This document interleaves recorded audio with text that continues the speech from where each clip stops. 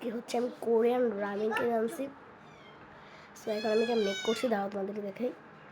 যে হচ্ছে রামেনটা দেখো ঠিক কতটা লাল। এটা মিস্টার নুডলসের, এটা একটু কোনো দাম না। এখন হচ্ছে আমি এটা ট্রাই করবো। So let's try this. তোমাদেরকে রিভিউটা দিয়ে দিই। গাইস দেখে তো খুবই ঝাল লাগতেছে। আমি বেশি নেবো না, জাস্ট এতটুকু নিয়ে আগে ফার্স্টে ট্রাই করবো গাইস।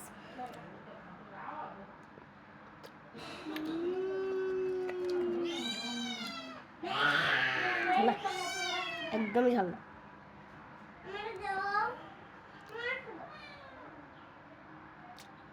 আস না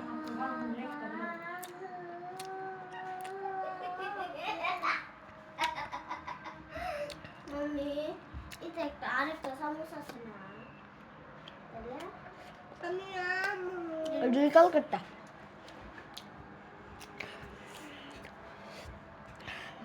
এতক্ষণ আমি বুঝছি এটা এত ঝাল।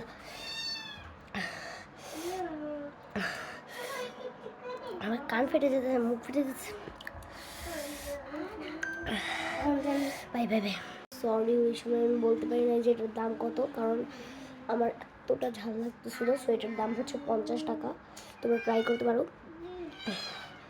তো ঝাল মানে লিটারেলি দেখো ওরা সবাই মানে খেয়ে খেয়ে নাকি ওদের খুবই ঝাল লাগছে। দাঁড়াও আদরের রিয়াকশনটা নেই।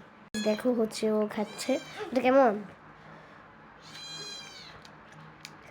অনেক ঝাল।